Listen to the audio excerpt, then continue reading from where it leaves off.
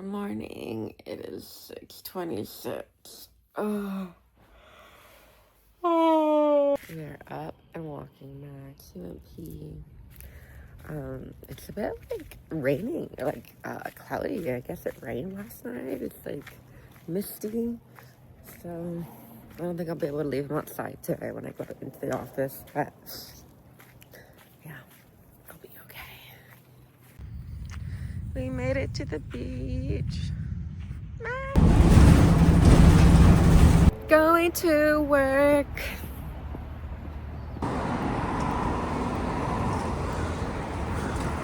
Alright, so I just got back from the office and I laid down and I took a nap. And I know what you're thinking. You're like, Danielle, didn't you quit your job? And yes, I did. I quit my job at the end of March, beginning of April, but I signed a contract basically to be a contractor. So I go in whenever they need support. And I've only gone in, I went in once this month. It's the beginning of June. I don't know if I'm gonna go in again this month, but yeah, I just wanted to share that as well, and like just a journey of work, right? And like how long it took me to actually resign. So just to like give you the backstory. So I was overseas for 6 years, and then part of being overseas, I lived in Australia, I lived in Sweden, and in both countries I worked, and my background it was in HR, and I did everything you can think of when it comes to HR, very traditional. And then I moved into more like the strategic stuff. So I was doing like mergers and acquisitions and go to market strategy. And then in the midst of everything that was going on, like this was in Sweden, my ex and I, we broke up, and I stayed in Sweden for about 9 months after the breakup. And then I ended up leaving, and excuse me, and I went backpacking for 10 months across Central and South America just to like find my stuff and figure out what I wanted for my life. And most importantly, like who I wanted to be and who I was, because for 4 years, like my relationship was, or my identity I felt was tied to my ex, and I lost myself in that relationship. It taught me so much about myself. It taught me how I need how it taught me how to love myself. Well, the relationship didn't teach that when we broke up. It taught me the importance of that, right? It taught me how I give love. It taught me again just so much, and I'm so grateful for the breakup, because if it wasn't for the breakup, I would not be where I am today in my life. And so after I went 10 months of backpacking, I came back home to the US. And at this point, I was just like, I'm back home. I'm living at a friend's house, sleeping on the couch, because my family and I were not talking at this point. And I'm like, what am I doing with my life? Like, how did I end up here? Like, oh, I just feel like poor me, victim mentality. I'm like, I just lived this like amazing life overseas, and now I'm back in LA, a city that I just don't resonate with, a country I don't want to be in. And I was just like, I just felt like this uncomfortableness, and I just like I hated being home basically. And so in the midst of all that, I was like, going and looking for a job, because I was like, I did the whole corporate world thing, and I knew that wasn't for me anymore, and I knew I wanted to work in a nonprofit space, because that's where like I have a lot, like that's where my heart is like helping people, etc. And it so happened to be that I ended up getting a job at a foundation, and foundations are very different than nonprofits. So the foundation I worked for was one that is funded by a billionaire herself, and the projects are honestly like truly amazing. And yeah, but with that being said, it's like, even though I found like this perfect opportunity to kind of work, this perfect opportunity to bring my skill sets from corporate into an area where I am passionate about, I was like, yes, right? I was happy. I'm like, everything's happening. Like the universe is aligning everything for me. But nevertheless, like in time, I was like, this isn't what I want to do with my life. Even though I love the work, and I still have like this attachment to the place, and I still feel very linked to it, and I can see myself doing work in the future with them, but it's not now. And it's hard because it was hard to walk away from it. I don't know how many times I resigned, and I was still there for months and months and months, just because I loved what we do. I loved the missions, and also it was an easy job for me.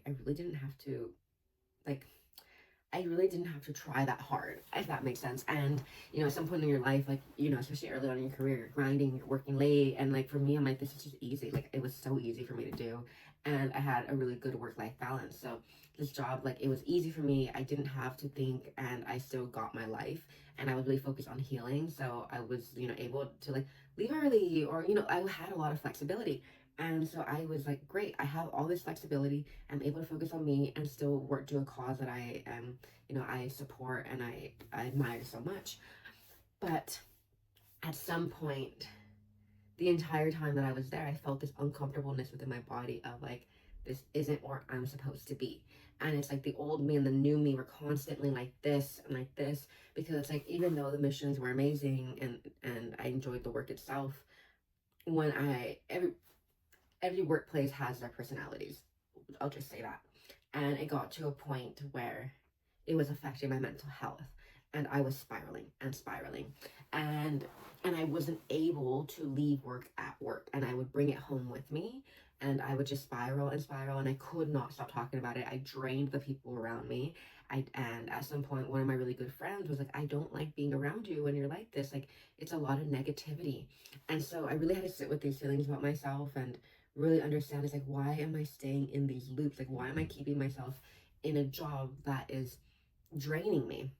Like, even though, yes, it's easy and I don't have to really think that much and use my brain that much, but it's still draining me from a different perspective. Like, my anxiety went through the roof. Like, I've never saw myself like that. And I've worked in very high pressure environments before, but this was a different type of anxiety that I was feeling. And I became afraid to go into the office. Like, it was a lot of things were just adding up and piling up. And I'm like, why am I doing this to myself? And in my head, I was like, I did try to leave a couple times, but then at some point, I'm like, am I running? Is this a pattern of me running away from something that's hard? And I'm like, have I learned the lesson here? Because I didn't want to leave and then have to learn the same lesson somewhere else. The lesson is like learning how to let things go and like not bother, not let them consume me. And so I stayed for a long time. And then I went to Sweden in December, and I knew I was going to stay until the end of the year at the job, but I didn't know after that how long. So going into 2025, I didn't know how long I was going to stay there for. But I knew I needed to stay there at least until I went to Sweden. I went to Sweden, and I was really surprised with the feelings that came up regarding my ex, and how like all that internal healing work that I did kind of went out the door. And I really had to then sit with that and process that and let myself feel everything and be present with those emotions. And then when Sweden was done, I moved back. I not moved back, but I closed out that chapter with the government. I got rid of all my storage there. Um, I closed my banks and everything out there. And then I came back to the U.S. in January. I was like, now I don't want to go back to the office. I was afraid. I was scared, and everything in me was like, I don't want to do this. But and so I went back I went back to home. I flew back to the U.S. I went back to work, and I was scared, right? Like I said, and I got sick, and I went to the doctor and got a sick note, and I was like, I don't know what I want to do, and I just like the doctor would ask for how many days. I'm like, how many can I have? And he's like 10. They give me 10 days. I'm like, great. So I got a sick note for 10 days, and I just needed that time to like really think about what I wanted to do regarding work, and like really have a serious conversation with my family, like if I'm gonna move back home or what's gonna happen. Because like when I was in Sweden and I was working remote for a couple days, my friends saw me and they're like, Danielle, like this isn't healthy. Like the anxiety like that you have is not healthy, because they've seen me have anxiety before. But I was like thriving. Like it was in Sweden, I was doing go to market, opening up offices in like different countries, doing mergers and acquisitions, and I'm like, yeah. But it was like fun. We were building, you're working together, you're working late. But this anxiety was negative, very negative anxiety. And when you're in that space, like you can't get out of it sometimes, right? We're just in the loop over and over and over and over again. And it's hard to take yourself out. And so so I needed those 10 days to think about what I wanted to do. And in those 10 days, my friend randomly was like, hey, do you want to go to Joshua Tree? I'm like, yes, I want to go to Joshua Tree. And I took some mushrooms, of course. I love my mushroom journeys. And I was like thinking about it. I was just like, I was ready to prepare like an elaborate lie on Monday when I went into the office, and like all these like things about me being sick and blah blah blah. And I'm like, why are you gonna walk in and lie? Like, why are you so afraid? Like, no, we need, like, just resign. Like, just say you're done. but the hard part is like I was still getting visuals of all of us like working together and building, and so that's why I said like, I have some attachment to this place, and I see us working together in the future, but not now, because in order for those things to happen, it's like people need to take accountability. People need to sit with themselves and actually look at their actions and how they're affecting other people. And until those things are done, it's like I don't see myself um, going back full time at least, because I can't be in that space if that, it doesn't, yeah, I can't be in that space. I already tried. Yeah. And so then Monday when I went in, I was like, okay, I'm just gonna resign. And I had my meeting and I resigned, but I always said like I would never just get up and give you 2 weeks and walk out. Like I would give you a transition plan. And that's what we did. Like I transitioned out of HR. I went into like a different role, because I had 2 roles at this time. And when you have like anybody who knows, reporting into 2 managers never works. Never. Like I've been in HR, like, you know, advising managers. I was like, this isn't gonna work. The person who is the employee is gonna be the one who suffers. And that's exactly what happens, because you're trying to please both, right? And I'm a people pleaser. And there, yeah, it just didn't work. So if that ever happens in your life, don't do it. Or do it, but I warned you. Because you need to learn the lesson yourself. You need to see it for yourself, right? And yeah, so I ended up transitioning out. And but granted, I resigned officially in January, right? I didn't leave until the first week of April. So even though I'm telling you, like, I was still figuring out my boundaries and navigating my people pleasing, because I didn't want to let them down. I felt guilty. I felt bad. I felt like they invested in me, and like I'm like and the mission and the work, and like I was like really conflicted. But I knew that it wasn't a place. I knew I needed to leave. Basically, I knew I needed to take a break and go off and do something else. And during that time, right, I was doing my Pilates certification. I started in January. And when I was doing my Pilates certification, I was at work and I just could not give Pilates my all, because I was just spiraling and I would think about work. And like even then I was like trying to study Pilates at work, because I mean I had downtime, but then I couldn't because I just was in this spiral of negativity. So, I when I finally made the decision to resign, which was in March, and it was during the time that there's a lot of things happening in my life. Like my grandfather passed away, and it was just like a lot. And I'm like, you know what, I can't do this anymore. Um, because I was gonna switch from full time to part time, and I was like, no, like I need to go. I need to do Pilates full time. I just can't do this. It's not healthy for me, and I see myself, I can't let things go, and I'm learning how to do this, but like it just continued to consume me basically, until I finally said no more. And then um but still, like I'm not someone who's like fuck you. Like I'm not that person, right? Unless you really piss me off, then I become that person. Because like I said, there's some type of connection I have to this place still. There's something that I feel it, like there's some connection. Um and I ended up being a contractor. So once they hired the new person, my replacement, I started to train this person. So I would go in to train her in the beginning, and now I just go in like whenever they need to check in, or if they have questions, I'll come in and help. But like it's nothing.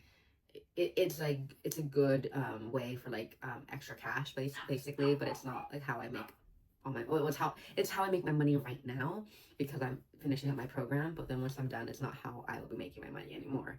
Um, but yeah, but that's pretty much the journey. And to finally say no and choose myself and say I'm just gonna give Pilates everything. This was in March when I said I'm not gonna go part-time. And to leave, it felt like I feel lighter. Like even going in today to the office, I was like not letting things bother me, and like and just like letting it go. And there's so much power in getting your power back. Because when you walk away from a situation that is no longer serving you, and like I went back and like nothing's changed. You know what I mean? Like nothing has changed, same old stuff. If you're out there like wondering, do I continue to like stay in a job that doesn't make me happy, or and switch? I always say yes. Like you shouldn't stay in something that makes you feel miserable, and you shouldn't tolerate people mistreating you, ever. Um, if you have the means to do it, of course, go ahead and do it. If you need to apply for another job while you're in your current job, that's also an option. But at the end of the day, you have a choice. You have a choice to stay. You have a choice to leave. And whatever decision you make, you can always change it. Don't forget that. that's the beauty with life. You can change, you can leave, you can grow, you can transform, but just don't let it consume you, because I mean, it's easier said than done. Like, it's so much easier said than done. Oh my God. It's been a while since I mean, not a while, maybe like 2 days since I came to the beach. Or a day, I don't know. I know I did not come yesterday. I barely came. I did not want to be here. I mean, the weather's a bit like, but I'm happy I went out. The sand feels like really warm, actually. It's not cold or anything like that.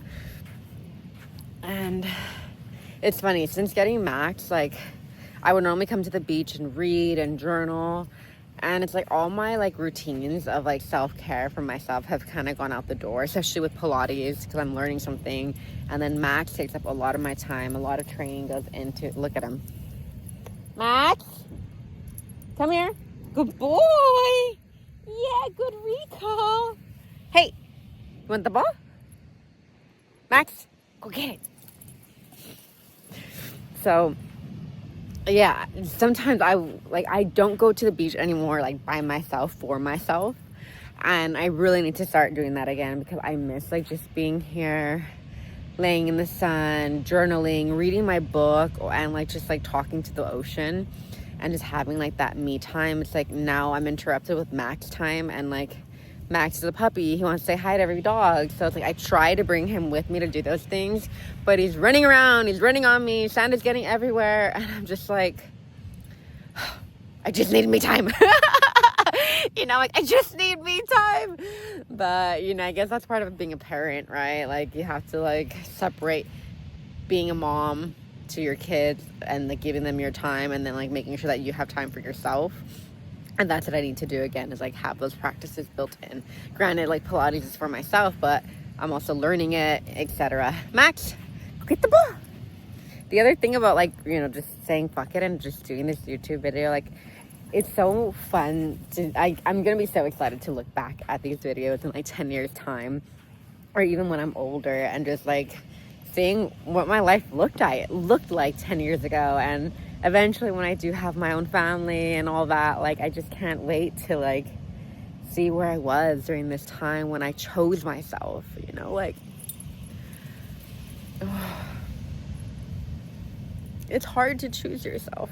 It's hard to keep choosing yourself on this journey every time, every day.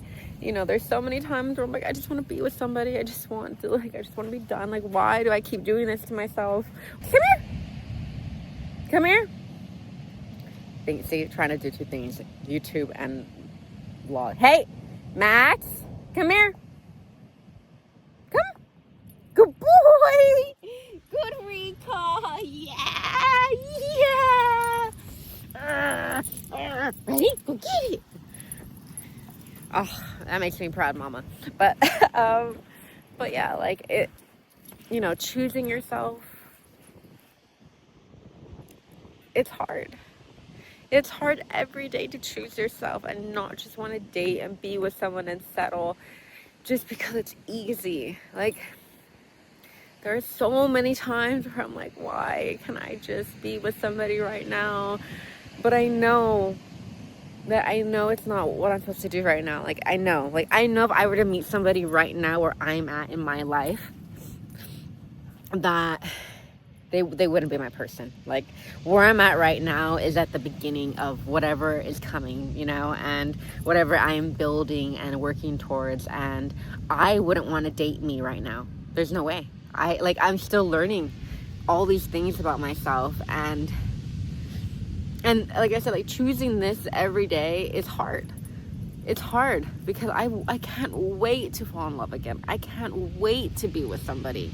I can't wait to grow with them and have a beautiful family and just travel and build together and be like in the spiritual world together and just be so connected. And, you know, like, because I know what I'm not going to settle for next time. You know what I mean? I know what I want in a partner, but I wouldn't want to be with me right now. And I'm just being honest. I wouldn't want to date me right now. I'm pretty cool right now, yeah, but like, there's still so much more growth and so many more triggers that I'm unlearning And yeah, like I can't, I'm so excited for the person that I am becoming, but I'm also really appreciative for where I am in my journey of choosing myself. And if you're out there like thinking, can I do it? Yes, you can. Is it easy? No, it's not fucking easy. That's why people stay in comfortable things. That's why people stay in relationships that they should have left for so long, because it's easy, it's comfortable. They've known this person since high school or since college or whatever, and it's like, how do I do this without them? But you can. Remember, like, I think us as women, we forget that we are the prize in the majority of relationships, and we settle so much for men that aren't emotionally intelligent, can't take accountability for their actions, don't know how, and it's not their fault, right? They never learn these things. But it takes the awareness. It takes that awareness to want something different, and not everybody wants that. And that's something that I had to learn is okay. That is okay. Not everybody's meant to go on this healing journey, because in my head, I'm like, everybody should do mushrooms. Everybody should do ayahuasca. Like, how do you not want to do these things? But that's the thing, is like, I know how great, I know how powerful it is. And if anybody ever wants to talk about it, I'm so keen. I love talking about these things. Or if you have questions, ask me, put in the comments. Like, I will love to create more videos in terms of what you're interested in. I've explored so many different things, and yeah, so endless rant here. Choose yourself basically, and love yourself. And if you're not there yet, that's okay, but just know that you are worth it. You deserve to be you deserve to feel comfortable with who you are. You deserve to love yourself, love your body, all of it. We deserve it. So yeah. So since I brought up love, right, and my dating life, I just have to say that, like, even though I have these feelings right now, like me not wanting to date and stuff like that, it's funny because I can see the silhouette of like my future partner, and I see them, like, they're ready, like they're waiting for me basically. It's like, but they know that I'm not ready to meet them yet, and like I don't think I've met the person that I think my next partner yet. But it's crazy because it's like you always hear people say these things, and like even when I'm talking to like other friends, especially in the spiritual space, it's like when you get intentional about who you're, like what you want from a partner, and you write it down and you put it out into the universe does show that to you, right? I haven't done that yet because I'm still figuring out who I am. Not like who I am, but I'm still growing. I'm still becoming the one for myself. I'm still learning how to love myself. I don't love myself fully yet. I don't. I love parts of myself. And slowly, I feel like last year I loved myself 0%. In the beginning of this year, I felt like I loved myself 20%. I can now say I love myself like 50%. But I don't love myself fully, and that is something I don't know if I ever will, but I definitely want to continue to learn all parts of me, even the parts I judge, even the parts I shame, even the parts that I feel like just keep going and going and going. Yeah. So one day, but that day is me and Max. Max right now is my soulmate. Look at him. Hey, Max, come here. Good boy. Good recall. He's listening to me. I'm so proud right now. He's listened to me like 3 times so far, and I'm loving him. I told people that I loved Max like 20% when I got him, because honestly I wanted to. Hey, nah, sit. Hold on. I'll finish this story. There's another dog coming. All right, back to my story about loving Max only 20% in the beginning. But honestly, like, it was hard. It was really hard in the beginning getting a puppy. And now I love Max like 70%. There's still 30% of regret, but like now, like, I see the progress paying off with training him. And like I'm always excited to come home to him, and I love him so much. But in the beginning I didn't. I had this idea that I would love him, and I didn't, and I was just like, what did I get myself into? Like, it was a lot of work. So the fact that, like, I don't know, you see your fruits of your labor paying off, and he's growing and he's listening, and he's, you know, being he still is a puppy, right? So he's still learning, but oh, I love him 70%. I can't wait to love him 100%. Yeah.